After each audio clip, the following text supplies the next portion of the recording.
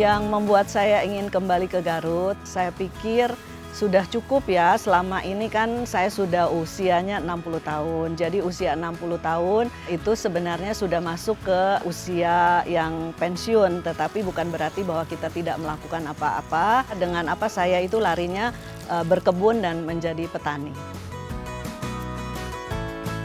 Nah, setelah pulang ke Garut ini saya betul-betul merasakan kayak back to nature, back to my roots, bergumul dengan tanah, dengan air, dengan angin, dengan pohon, dan itu buat saya menjadi healing ya. Jadi kalau misalnya masa pensiun itu dilakukan dengan hal-hal yang menurut kita menyenangkan, dan itu yang menjadi harapan saya.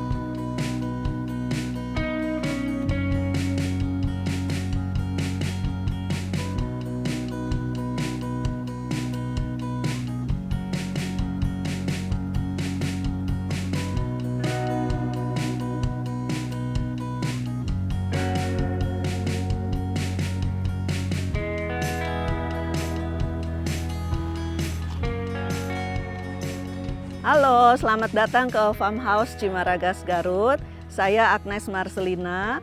Di akhir tahun 2023, saya memutuskan untuk pulang ke kampung halaman di Garut dan hidup slow living dengan melakukan beberapa kegiatan yang santai, dan salah satunya adalah berkebun yang merupakan hobi saya. Yuk kita lihat kebunnya seperti apa. Kebetulan saya mau menanam sayur, selada. Dan saya menanam di depan rumah supaya gampang kalau mau panen, dan juga perawatannya juga mudah, bisa dilihat setiap hari.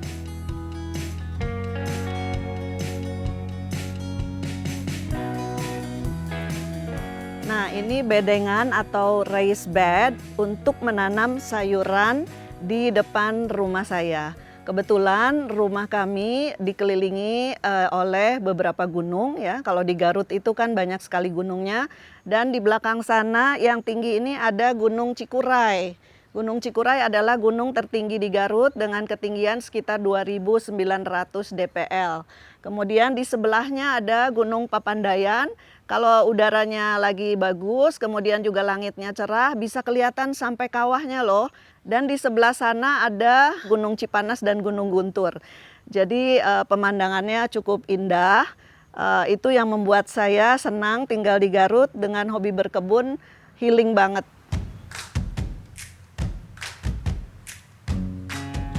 Ini adalah benih dari selada yang udah saya siapkan seminggu yang lalu. Kita tanam benihnya di tempat seperti ini ya. Saya menggunakan gulungan dari daun pisang supaya ramah lingkungan, jadi tidak menggunakan lagi polybag kecil-kecil, dan ini bisa langsung nanti ditanam di tanah seperti ini. Nah, kita sekarang mau tanam di lubang-lubang yang sudah saya siapkan.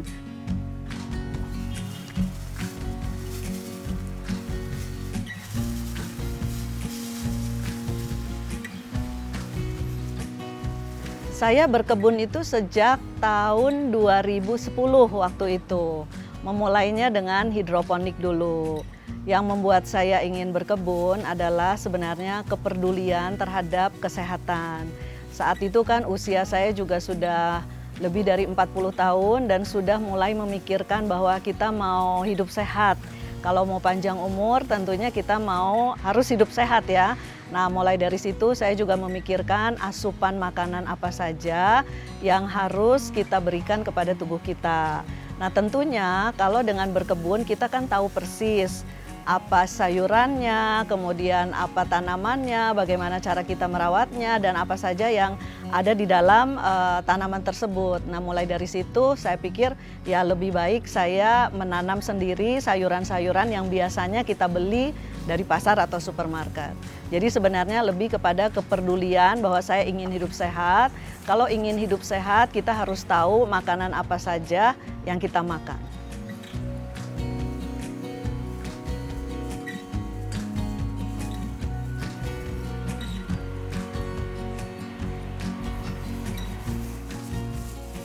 Nah, sekarang sudah selesai semuanya, lahannya sudah diisi dengan benih-benih.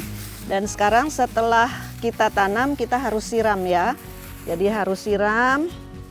Nanti setiap hari juga dirawat untuk disiram. Dan pada minggu kedua bisa boleh diberi pupuk.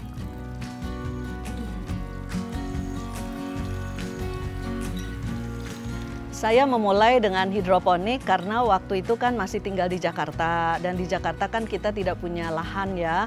Saya sudah tinggal di Jakarta selama puluhan tahun, tetapi kemudian setelah itu saya memutuskan untuk pulang ke Garut, ke kampung halaman, dan di Garut ini karena lahannya tersedia, maka saya beralih dari hidroponik ke organik.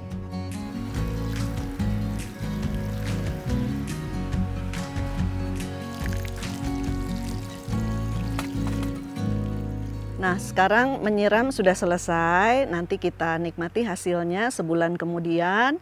Dan sekarang saya ingin melihat dan merawat tanaman yang juga ada di depan halaman rumah dan di kiri kanan juga, karena lahan kita di sini ada cukup luas sehingga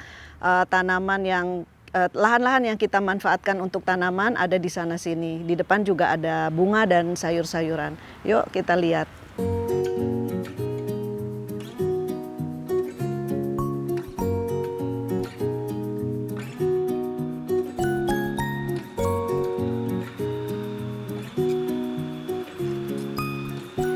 Nah, ini saya tanami dengan bunga-bunga dan juga sayuran. Tapi kemarin karena sudah ada yang dipanen, maka ini agak gersang, tetapi kita sudah mempersiapkan lagi benih-benih untuk dipanen selanjutnya.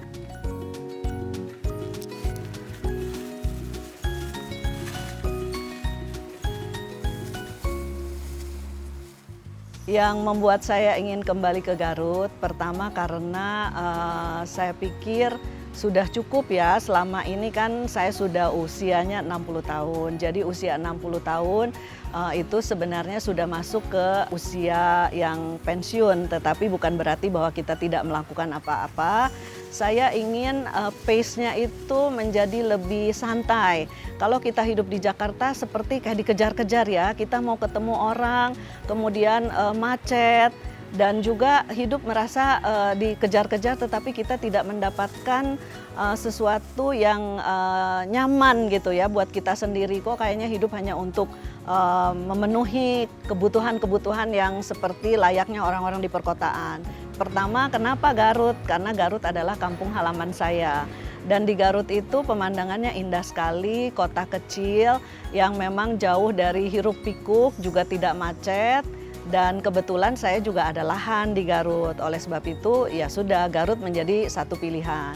Kemudian juga slow living, saya tidak ingin lagi hidup ini hanya untuk mencari materi ataupun dikejar terus dengan pekerjaan, tapi ingin sesuatu yang lebih melakukan apa yang kita inginkan ya. Jadi kalau misalnya masa pensiun itu dilakukan dengan hal-hal yang menurut kita menyenangkan, dan itu yang menjadi harapan saya.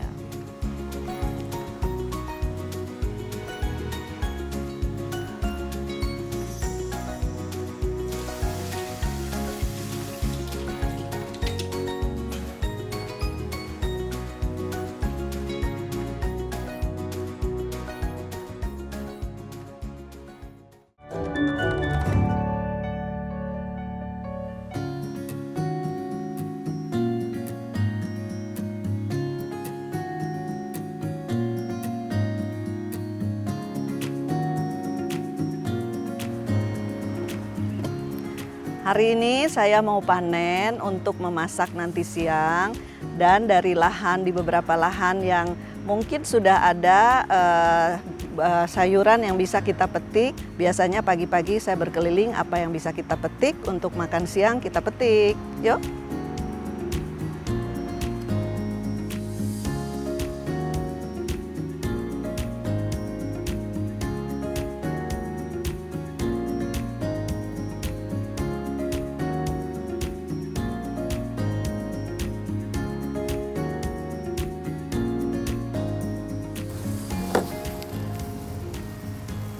Tuh ada kecil-kecil wortelnya.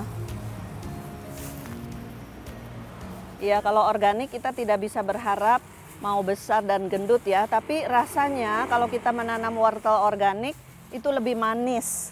Bisa dipastikan walaupun bentuknya tidak terlalu bagus, tetapi rasanya manis banget.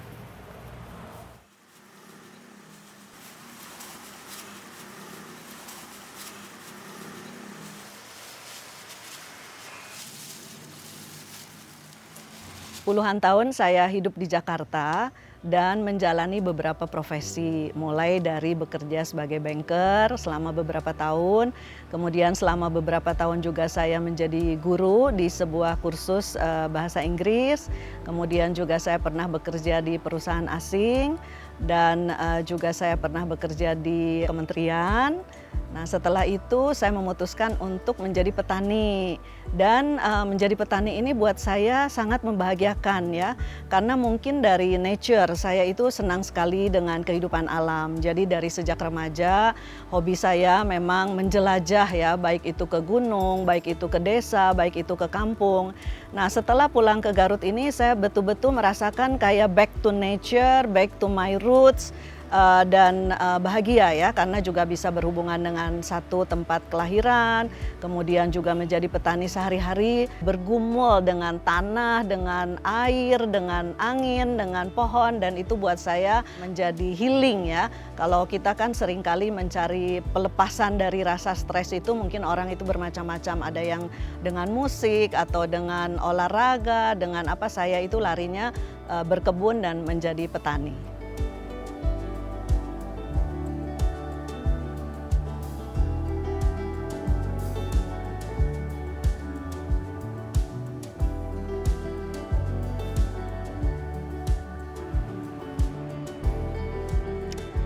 Di lahan ini saya menanam beberapa jenis sayuran dan tanaman, dan sepertinya memang kurang teratur dan agak berantakan. Karena memang konsepnya saya biarkan tanaman ini tumbuh alami, tetapi yang pasti kita bisa mendapatkan manfaat walaupun dari lahan yang berantakan, tetapi kita bisa mengambil buah-buahan dan sayuran yang ada di lahan ini.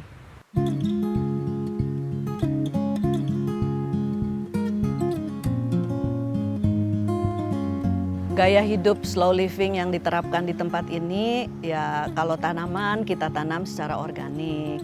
Kemudian pemanfaatan dari sampah kita juga pilah. Untuk sampah-sampah organik kita bikin untuk kompos. Kemudian kita juga bikin untuk ekoenzim. Karena memang itu diperlukan untuk sebagai pupuk ya dari tanaman. Kalau kita memang mau tanamannya subur ya harus pakai upaya-upaya dengan kompos, dengan ekoenzim dan pupuk kandang.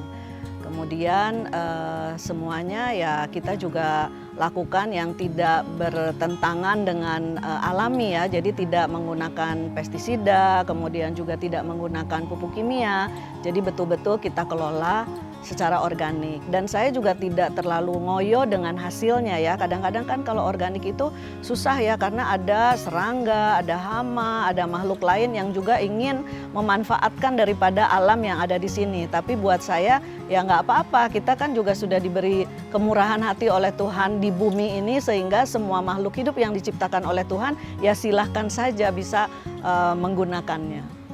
Kalau alasan memilih organik, pertama ya tentu untuk kesehatan kita ya, untuk kesehatan kita dan juga menjaga lingkungan. Kalau misalnya kita ingin lingkungan kita tetap baik dan tidak tercemar oleh bahan-bahan kimia, ya kita harus mau melakukannya secara organik.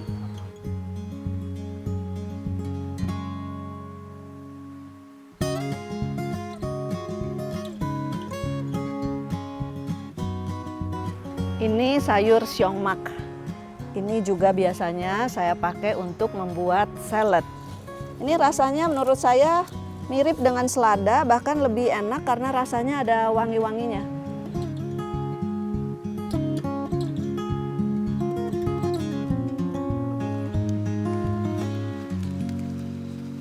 Ini sudah cukup untuk kita bisa membuat salad, dan sekarang waktunya kita masak.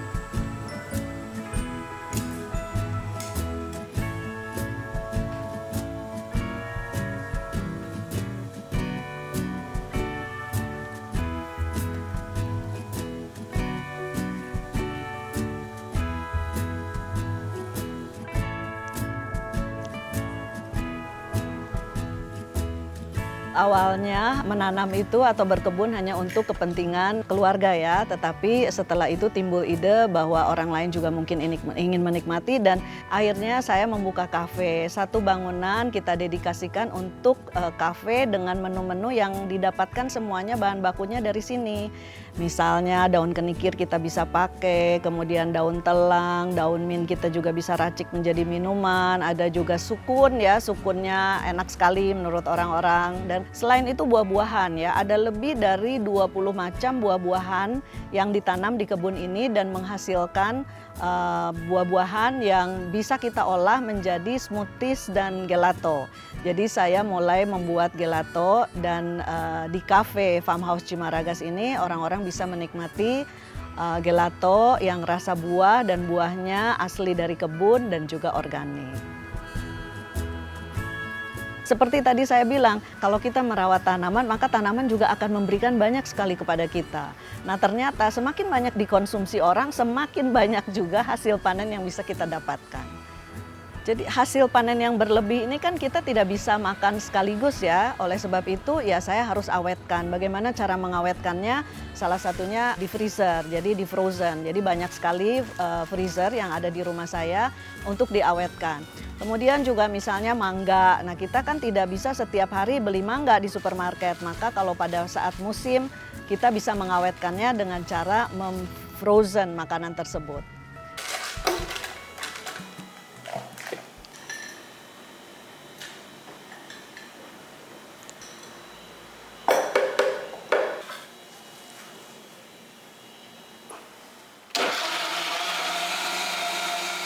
Jangan makan buah-buahan hanya pada musim itu, tetapi pada saat banyak, belilah cukup banyak, kemudian juga taruh, sehingga setiap saat kita membutuhkan ada.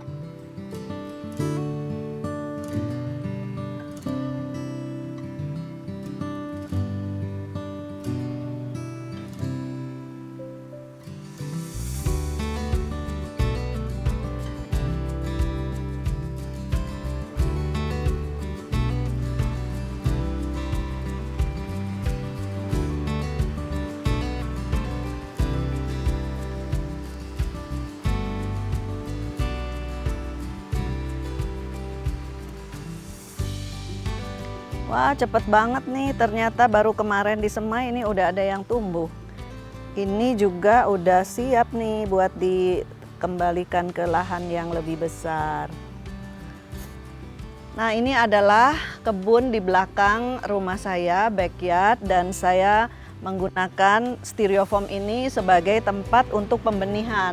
Sebenarnya teman-teman kalau mau menanam dan mulai berkebun itu tidak harus menunggu kita punya lahan yang cukup besar. Karena barang-barang di sekitar kita yang sudah tidak terpakai itu bisa kita manfaatkan.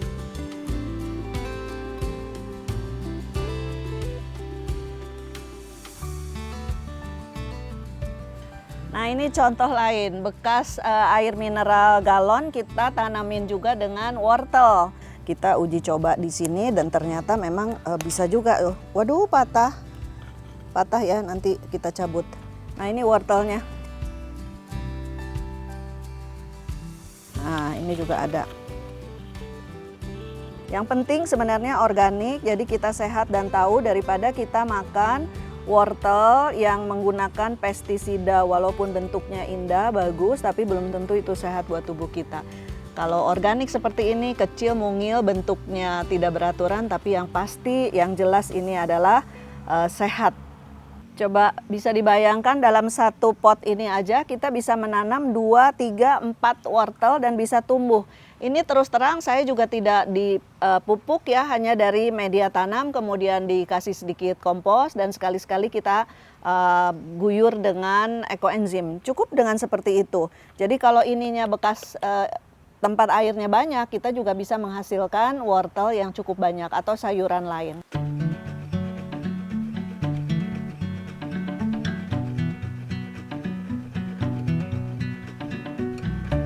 Membangun kesadaran untuk berdaulat pangan itu tidak selalu harus dimulai dengan lahan yang besar. Kita bisa mulai dengan apa yang ada dahulu. Yang penting sebenarnya niat. Kalau misalnya ada komentar, kan harus jadi orang kaya dulu, kan harus punya lahan yang besar dulu, itu semua omong kosong ya sebenarnya. Kalau kita punya niat, maka dengan pot pun sayuran bisa tumbuh, dengan pot pun buah-buahan bisa tumbuh. Bahkan sekarang untuk berdaulat pangan, itu kan tidak perlu harus sayuran tumbuh menjadi besar. Kita juga bisa menanam microgreen ya. Kan itu cuman pot kecil saja di mana kita bisa ambil sayurannya, vitaminnya yang berguna untuk tubuh kita, dan selama 2 minggu kita sudah bisa panen. Kan yang penting adalah manfaatnya. Berdaulat secara pangan, Anda tidak lagi harus berbelanja untuk sayuran, tapi Anda bisa menanam sendiri. Kemudian misalnya benihnya kan harus dibeli. Benih itu sebenarnya kita bisa memuliakan juga dengan cara pembenihan. Sebagian dari sayur yang kita tanam, kita simpan, kemudian kita tunda sampai dengan dia berbiji dan berbenih. Dari situ kita manfaatkan kembali. Jadi kita bisa terus secara sustainable, secara berkelanjutan membenihkan kembali dari tanaman-tanaman yang sudah pernah kita tanam.